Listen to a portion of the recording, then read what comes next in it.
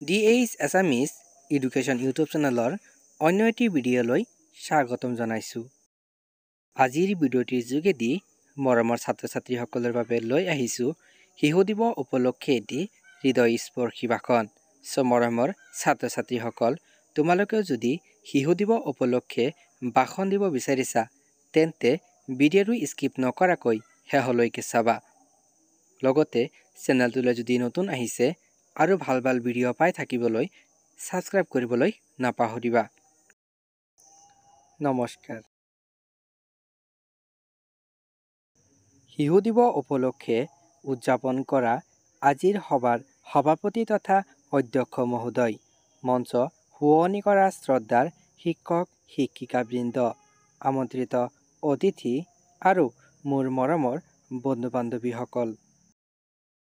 আজিৰ এই উজ্জ্বল পুৱা পৱনখনত যেন আছে মিঠা সুৰ, বিদ্যালয়খনত যেন ফুলৰে শোভিত বাগিচাৰ পৰিৱেশ। কিয়নো আজিৰ দিনটো কোনো সাধাৰণ দিন নহয়। আজিৰ দিনটো হৈছে আমাৰ দিন, শিশুসকলৰ আনন্দ হাঁহি হৃদয়ৰ প্ৰতীক শিশু দিৱস। প্ৰতি বছৰে 14 নৱেম্বৰ তাৰিখে আমি এই বিশেষ দিনটো পালন কৰোঁ।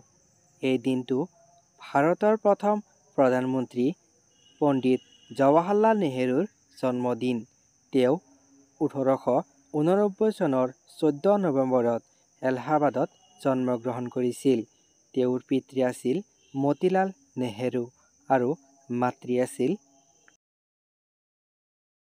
স্বৰূপৰাণী নেহৰু। নেহৰুজী শিশুসকলক অতি মৰম কৰিছিল। তেওঁ সদায় কৈছিল, আজিৰ শিশু হ'ল কাইলৈৰ নাগৰিক। চাচা নেহৰু শিশুসমূহক ফুলৰ সৈতে তুলনা কৰিছিল।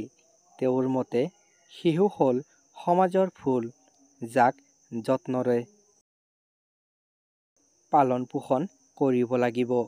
এজন শিশুৰ হাঁহি তেওঁৰ সপোন আৰু তেওঁৰ শিক্ষাই হ'ল দেশৰ ভৱিষ্যত নিৰ্মাণৰ আধাৰ। তেওঁক শিশুসকলে মৰমতে চাচা নেহৰু বুলি মাতিছিল। এই দিনটোত বিদ্যালয়, মহাবিদ্যালয় আৰু বিভিন্ন স্থানত বিভিন্ন অনুষ্ঠান অনুষ্ঠিত হয়। গান, নৃত্য, নাটক, বক্তৃতা আৰু ক্ৰীড়া প্ৰতিযোগিতা। শিক্ষক শিক্ষিকাসকলে এই দিনটোত শিশুসমূহৰ মুখত হাঁহি আনিবলৈ চেষ্টা কৰে। সকলো বিদ্যালয়ত আনন্দ, ৰং আৰু উৎসৱৰ মিঠা মেজাজে ভৰি থাকে। কিন্তু বন্ধু বান্ধৱীসকল, শিশু দিৱস কেৱল আনন্দৰ দিন নহয়। এই দিনটোৱে আমাক এটা গভীৰ বাৰ্তা দিয়ে। ই আমাক কয় যে প্ৰতিজন শিশুক শিক্ষা, সুৰক্ষা আৰু মৰম দিয়া আমাৰ সকলোৰে দায়িত্ব।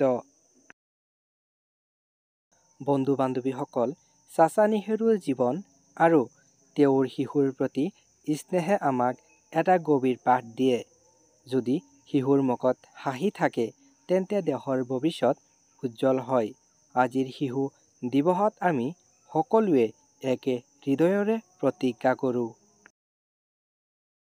আমি সকলো শিশুক মৰম, শিক্ষা আৰু সন্মান দিম। কোনো শিশু শিক্ষাৰ আলোৰ পৰা বঞ্চিত নহ'ব। কোনো শিশুৰ চকুত লোৰ নহ'ব আৰু প্ৰতিটো শিশুৱে নিজৰ সপোন পূৰণ কৰাৰ সুযোগ পাব।